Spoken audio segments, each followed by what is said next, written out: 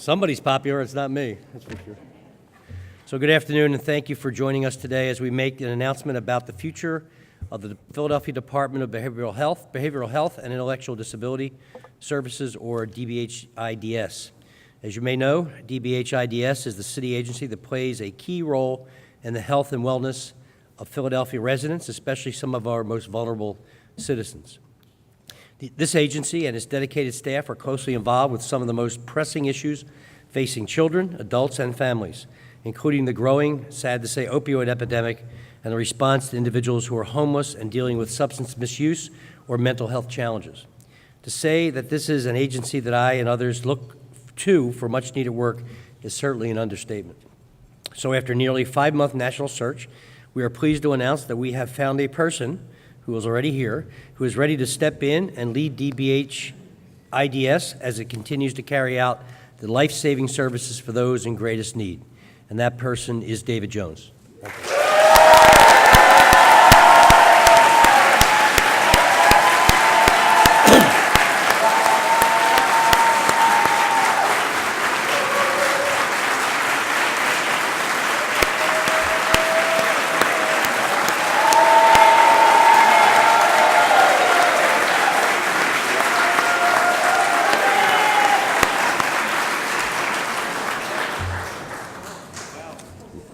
Wow.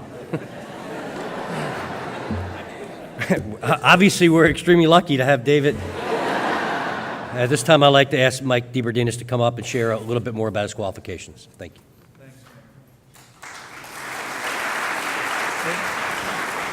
Thanks, Mayor, and good morning, everyone. Just a few minutes on this time and this person and the importance of both. Arthur Evans was a great leader and moved this office forward in reducing stigma, in focusing on recovery, looking at the whole population, and many, many more initiatives and efforts that advanced the work of the Department of Behavioral Health and Intellectual Disability Services here in the city. In this time where we're suffering from the effects of prolonged and high poverty in our city, and the impacts of that into our institutions, into our work that the government does, and in our school system, the issue of chronic homelessness, as the mayor mentioned, the opioid crisis. We need a strong leader. We need somebody who understands community, who understands high-quality practice, and who has experience and commitment to do one of the toughest jobs in government in leading this organization. And as was witnessed by the standing ovation, we have the right person. Prior to assuming his position as acting commissioner for the last 5 months, Dave has spent 4 years as the deputy commissioner of DBH, where he provided oversight to the department's fiscal and administrative operations. Possessing more than 25 years of experience as a behavioral health administrator, David has produced measurable results to improve the lives of children, adults, and families here, as well as during his time as Chief of Behavioral Health and Crisis Services for the Department of Health and Human Services of Montgomery County in Maryland. David possesses an in-depth knowledge, and this is very important, of state and federal regulations, inclusive of Medicaid, managed care, mental health rehabilitation standards, and urban public health systems.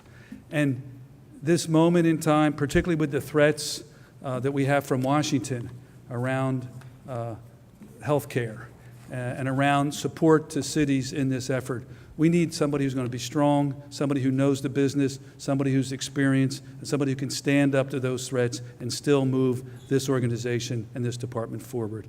And David, we are lucky to have you. And here to talk a little more about this transition and the importance of it is Eva Gladstone, who's Deputy Managing Director for Health and Human Services. Eva.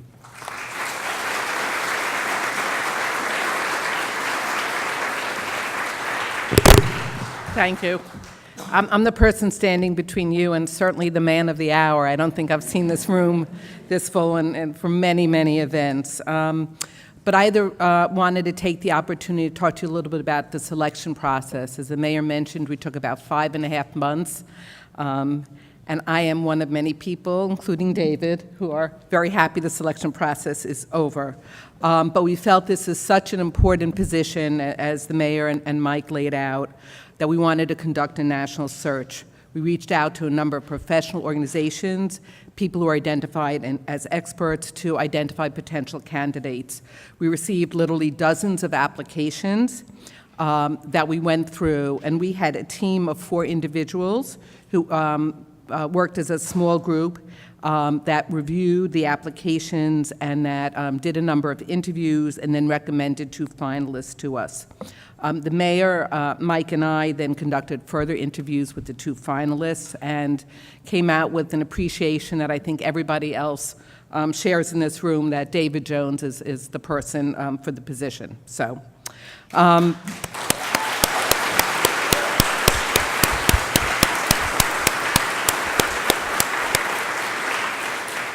I want to spend a little bit of time thanking people who are part of this process. We had a selection committee that included representatives of 2 provider organizations, Sherry Brumans from the Alliance of Community Service Providers, Ray Pescator from CATCH, and also the president of the Philadelphia Coalition of Mental Health, Mental Retardation Agencies. And I had to stop myself because I know one is the Alliance and one is the Coalition, but those are their full names. Also, we were privileged to have Dr. Maria Oquendo, the president of the American Psychiatric Association and chair at the Penn School of Medicine and Psychiatry. And last, but certainly not least, Kevin Bethel, who right now is Senior Policy Advisor of the Juvenile Justice Research and Reform Lab at Drexel. And many of you probably know Kevin from his work as Deputy Police Commissioner and around the diversion of young people out of the criminal justice system. So we were really grateful for the hours that group put in looking at resumes and conducting interviews and for the quality of their work.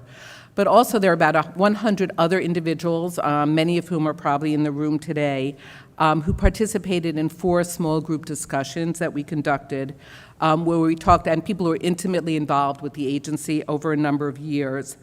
They came from nonprofit organizations, academic institutions, philanthropy, the school district, and community partners.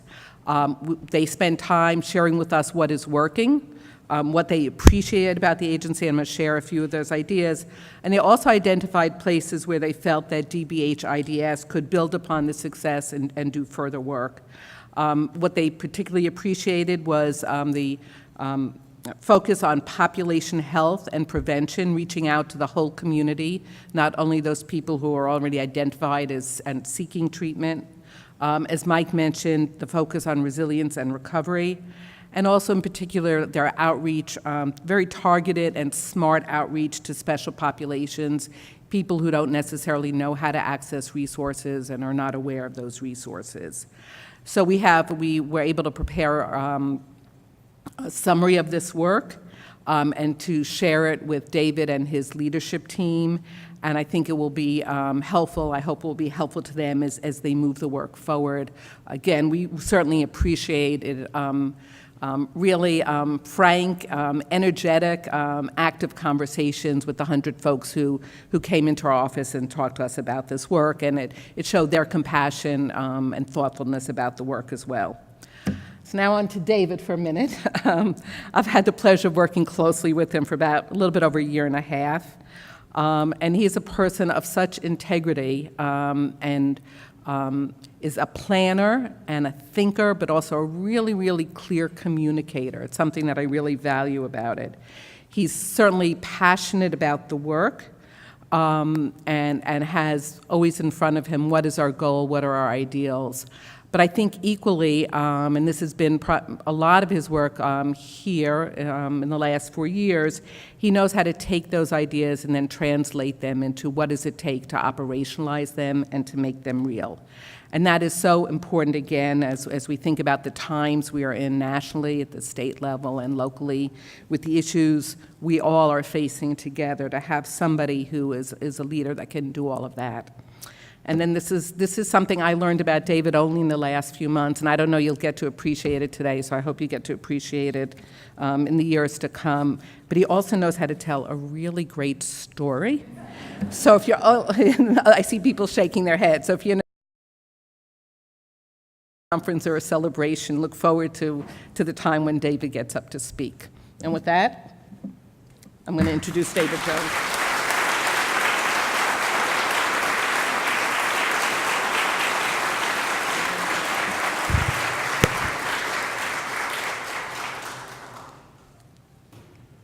So let me begin by certainly thanking Mayor Kenny and Managing Director Mike DeBardinis and certainly Deputy Managing Director Eva Gladstein for your kind words. More importantly, for the confidence that you've placed in me to lead the Department of Behavioral Health and Intellectual Disability Services. I will say, as Mike mentioned, you know, I am fortunate to be able to take over a department that was led by Dr. Evans, who was a phenomenal leader. And so we are in, I think, a really good place. And I also will tell you that I am extremely excited about the opportunity. In fact, it kind of parallels the excitement of the 1983 76er fans. If you guys will recall, in '83, that's when they won the National Basketball Association championship, right? And they had fantastic talent. They had Julius Erving, AKA Dr. J. They had Mo Cheeks, right? They had the late, great Moses Malone. Now, DBHIDS is also fortunate to include many talented staff as well. A lot of these folks out here are DBHIDS folks. I cannot tell you how appreciative I am that you guys showed up. And what I will tell people is that these folks have great acumen, they have tremendous skill sets, and they are certainly committed to serving Philadelphians. I also look forward to continuing to work with other city departments, the commissioners, you know, like Commissioner certainly Ross and Carney, and certainly the Liz and Tom and Cynthia and Mitch, the HHS cluster commissioners, as well as other city departments. I will tell you that throughout Philadelphia, the city departments that I've had the great pleasure to work with, that you get folks who are civil servants and tremendously committed. I'm also looking forward to continue to work with city council members. It's clear that council is committed to addressing the needs of their constituents, and our department wants to do everything we can to support that goal. City of Philadelphia is also fortunate to have a dedicated and committed network of behavioral health and intellectual disability service providers. Providers who have a deep understanding of their neighborhoods and demonstrate a willingness to go above and beyond and meet the clinical and or developmental needs of Philadelphians. Philadelphia, to me, is also unique in that we're fortunate to have people with lived experience playing a critical role in every level of our behavioral health and intellectual disability system. Moreover, as was mentioned, the department is certainly very much committed to the idea of building upon the principles of recovery, resiliency, and self-determination. Despite the challenges, as you heard Mayor Kinney mention, presented by the opioid epidemic, and we clearly are in the middle of that challenge, I'm confident that the recommendations put forward through the mayor's task force to combat the opioid epidemic will be implemented, and we will bend the curve, both in addressing the treatment issues and making that all-important connection to those social determinants of health. So, and by that, what I mean is making sure that people are connected to housing, that issues around food insecurity are addressed, and most importantly, that people are connected with their natural supports, because we know it's those relationships that are really, really critical. We will work with our partners to assist people with intellectual disabilities, mental health, and or substance use disorder to attain job readiness skills, to help them be able to gain meaningful employment, because we know it's that continuum of a strategy that results in optimal functioning for individuals and families. Again, as was mentioned, the vision is to implement a population health approach. We want to support people prior to their illness and or disability having a negative impact on our life whenever possible. The goal is to keep people well, functioning optimally.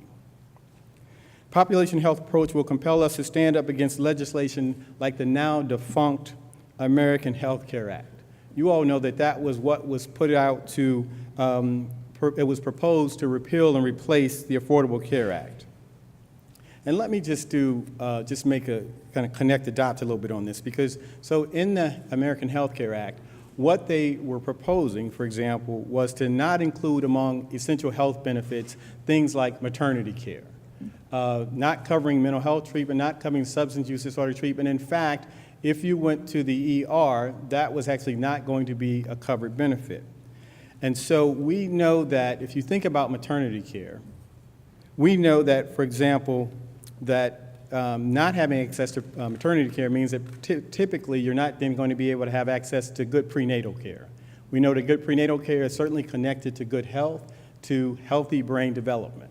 We also know that mental health and substance use disorders are actually more diseases of the brain, certainly than they are moral failings. So it's not difficult to believe that if you don't have access to good prenatal care, then it could put you on a pathway to both mental illness and substance use disorder from the very early on. And so we know that obviously that's not what it's about, and that's what we certainly want to stand up against. Fortunately, we have programs like our early intervention programs, like the Mayor's Head Start program, like a Running Start to Health, which is all about healthy development from 0 to 5. We have the Philadelphia Alliance for Child Trauma Services, which is about certainly creating a trauma-informed network to address toxic stress. I know what you're thinking, Dr. Camilla. And DBHIDS is very much committed to implementing evidence-based treatment whenever possible. I will conclude by thanking all DBHIDS for your support and acknowledging my deep appreciation for faith, as my faith family is here, and family, as my family is here as well. And again, expressing my gratitude to the administration for the opportunity to serve as the commissioner for the Department of Behavioral Health and Intellectual Disability Services. Thank you all.